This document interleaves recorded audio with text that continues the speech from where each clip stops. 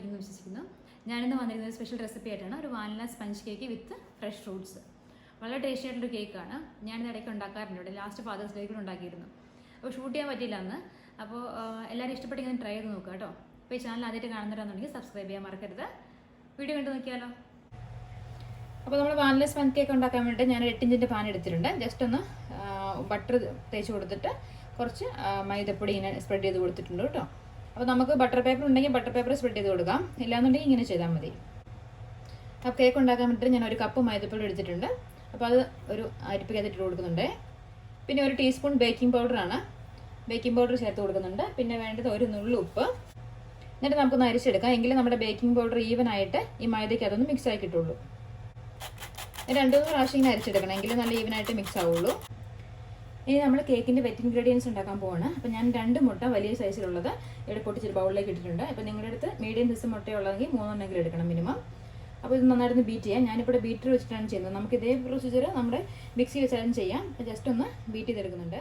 മുട്ട നന്നായിട്ട് ബീറ്റായി വന്നിട്ടുണ്ട്. ഞാൻ ഇതിനകത്തോട്ട് 1 കപ്പ് പൊടിച്ച പഞ്ചസാര ചേർക്കുകയാണ്. കുറച്ചായിട്ട് ചേർത്തിട്ട് നമുക്ക് അതിനെ ബീറ്റ് ചെയ്തെടുക്കാം.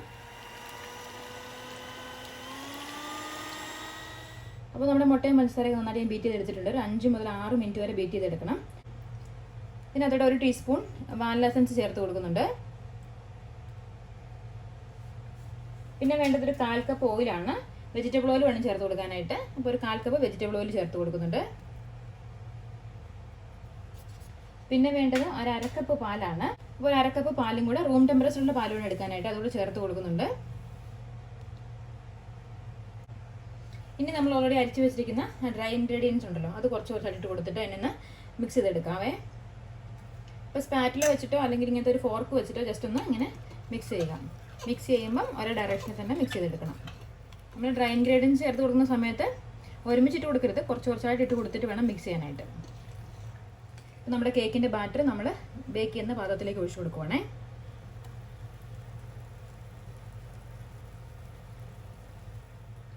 ഞാനിതിപ്പോൾ ഓവനിലാണ് ബേക്ക് ചെയ്യുന്നത്. ഞാനിപ്പോൾ ഒരു 180 ഡിഗ്രിയിൽ ഒരു 35 മിനിറ്റ് വരെ ബേക്ക് ചെയ്യുന്നുണ്ട്.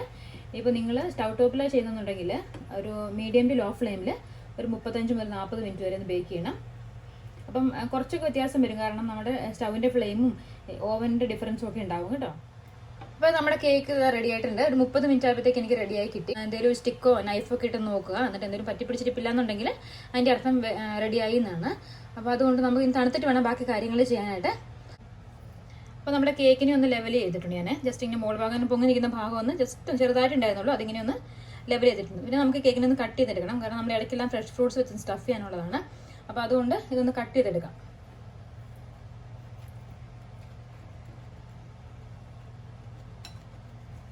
അപ്പോൾ ഞാൻ കേക്കിനെ കട്ട് ചെയ്ത് വെച്ചിട്ടുണ്ട്. നമുക്കിനി ടോപ്പിങ്ങുകൾ ചെയ്ത് തുടങ്ങാം. അപ്പോൾ നമ്മുടെ കേക്കിൻ്റെ ടോപ്പിങ്ങിന് വേണ്ടിയിട്ട് ഞാനിവിടെ ഷുഗർ സിറപ്പ് ഉണ്ടാക്കി വെച്ചിട്ടുണ്ട്. ഇതിപ്പോൾ 4 ടേബിൾ സ്പൂൺ ഷുഗറിനകത്ത് 4 ടേബിൾ സ്പൂൺ പഞ്ചസാര ചേർന്ന് കുറുക്കി എടുത്തിരിക്കുകയാണ്. നൂൽപ്പരുവും അല്ല, എങ്കിലും ഇത്തിരി തിക്കായിട്ട് ഇതുണ്ടോ. പിന്നെ വേണ്ടത് വിപ്പിംഗ് ക്രീമാണ്. ഇതൊന്ന് വിപ്പ് ചെയ്തെടുക്കണം. പിന്നെ ഫ്രഷ് ഫ്രൂട്ട്സ് ഉണ്ട്. ഫ്രഷ് ഫ്രൂട്ട്സ് ഞാനിപ്പോൾ ഇവിടെ മാങ്ങയും സ്ട്രോബെറിയും എടുത്തിരിക്കുന്നത്.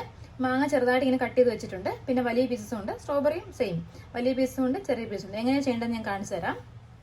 അപ്പോൾ ഞാൻ വിപ്പിംഗ് ക്രീം ഒന്ന് റെഡിയാക്കി എടുക്കാൻ പോവാണ്. അപ്പോൾ ഞാൻ വിപ്പ് ചെയ്യുന്ന പാത്രവും ബീറ്ററിൻ്റെ ബ്ലേഡ് ഞാൻ ഫ്രീസറിൽ 1 മണിക്കൂർ നേരം വെച്ചതാണ്.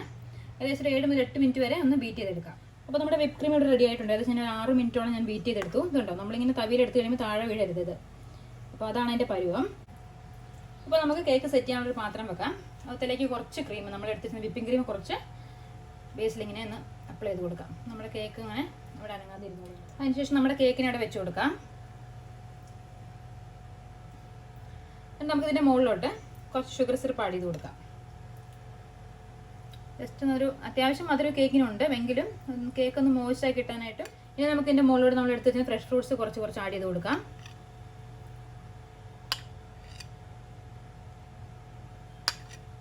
ഇതിൻ്റെ മുകളിലൂടെ നമുക്ക് ക്രീം ചേർത്ത് കൊടുക്കാം. അപ്പോൾ ഞാനിത് പൈപ്പിംഗ് ബാഗിലേക്ക് വെച്ചിട്ട് നമുക്ക് സ്പ്രെഡ് ചെയ്യാൻ എളുപ്പത്തിന്. ഫ്രൂട്ട്സ് ഒക്കെ ഉള്ളതുകൊണ്ട് സ്പൂൺ വെച്ച് സ്പ്രെഡ് ചെയ്യാൻ ഇച്ചിരി ബുദ്ധിമുട്ടാണ്. അപ്പോൾ അതുകൊണ്ട് ഇങ്ങനെയൊന്ന് വെറുതെ ഒരു ചെറിയ സ്പ്രെഡ്. ഇനി നമുക്ക് ജസ്റ്റ് ഒന്ന് ലെവൽ ചെയ്ത് കൊടുക്കാം. ലെവൽ ചെയ്യുന്ന സാധനം ഒന്ന് ജസ്റ്റ് ഒന്ന് വെള്ളത്തിൽ നനച്ചേക്കണം, ഇല്ലാന്നുണ്ടെങ്കിൽ ഇതിന് മുഴുവൻ ഒട്ടിപ്പിടിച്ചിരിക്കുകയുള്ളൂ.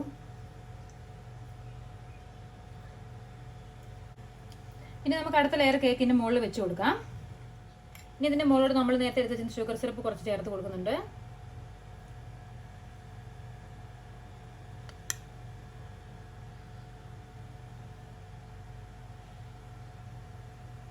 കേക്ക് ഉണ്ടാക്കാൻ ഇച്ചിരി സമയം വേണം, കാരണം ഇനി നമുക്ക് കുറച്ച് ഫ്രൂട്ട്സ് സ്പ്രെഡ് ചെയ്ത് കൊടുക്കാം. ഇതിപ്പോൾ നമുക്ക് മറ്റു ലെയർ ചെയ്ത പോലെ അത്രയും തിക്കായിട്ട് ചെയ്യേണ്ട കാര്യമില്ല. ഇത് ടോപ്പ് ലെയർ അല്ലേ, അപ്പോൾ അധികം വേണ്ട. കുറച്ച് ഫ്രൂട്ട്സ് ഞാൻ സ്പ്രെഡ് ചെയ്ത് വെച്ചിട്ടുണ്ട്. അപ്പോൾ ഞാൻ ജസ്റ്റ് സ്ട്രോബെറി മാംഗോ എടുത്തുന്നുള്ളൂ. നിങ്ങൾക്ക് ഇനി ഇഷ്ടമുള്ള ഫ്രൂട്ട്സ് ഏതാണെന്ന് വെച്ചാൽ അത് എടുക്കാം കേട്ടോ. അപ്പോൾ ഞാൻ ഇതിനെ ജസ്റ്റ് ഒന്ന് ക്രീം വെച്ച് നന്നായിട്ടൊന്ന് ടോപ്പ് ചെയ്യാൻ പറ്റും. ഇച്ചിരി തിക്കായിട്ട് വേണം ചെയ്യാനായിട്ട്, കാരണം ടോപ്പ് ലെയർ ആയതുകൊണ്ട് നല്ല തിക്കായിട്ട് ക്രീം വരുന്നുണ്ട്. അപ്പോൾ അതുകൊണ്ട് ക്രീം ഒന്ന് സ്പ്രെഡ് ചെയ്യുന്നുണ്ട്. അപ്പോൾ നമുക്ക് നന്നായിട്ടൊന്ന് സ്പ്രെഡ് ചെയ്തെടുക്കണം. അപ്പോൾ നന്നായിട്ടൊന്ന് കട്ടിക്ക് ക്രീം ഇട്ട് കൊടുക്കാം. അപ്പോൾ ഞാൻ നന്നായിട്ട് ക്രീമൊക്കെ അപ്ലൈ ചെയ്ത് കൊടുത്തിട്ടുണ്ട്. ഇനി നമുക്കിതിൻ്റെ സൈഡ് വഴി കുറച്ച് ബിസ്ക്കറ്റിൻ്റെ പൗഡർ, അത് നമ്മൾ സാധാരണ അരറൂട്ട് ബിസ്ക്കറ്റില്ല, ഞാൻ പൊടിച്ച് വെച്ചിരിക്കുകയാണ്, അതിങ്ങനെ സൈഡ് വഴി ഒന്ന് തേച്ച് കൊടുക്കാം.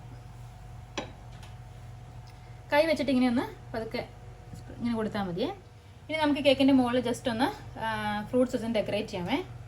ബിസ്ക്കറ്റ് പൗഡർ ചേർക്കണം നിർബന്ധമൊന്നുമില്ല, കാരണം ഞാൻ ജസ്റ്റ് ഒന്ന് ഒരു ചെറിയ രസം കാണാൻ രസമല്ല അങ്ങനെ ചെയ്താൽ, അപ്പോൾ അതുകൊണ്ട് ചെയ്യുന്നേ ഉള്ളൂ.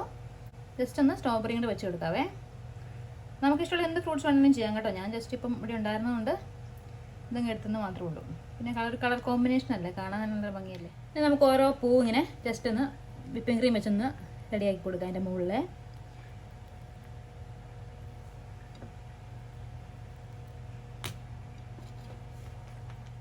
നമ്മൾ ടേസ്റ്റി ആയിട്ടുള്ള ഫ്രഷ് ഫ്രൂട്ട് കേക്ക് ഇവിടെ റെഡി ആയിട്ടുണ്ട്. ട്രൈ ചെയ്ത് നോക്കുക, അഭിപ്രായങ്ങൾ അറിയിക്കുക. വീണ്ടും ഒരു വീഡിയോ കണ്ടുമുട്ടുന്നവരെ ബൈ ബൈ, ടേക്ക് കെയർ.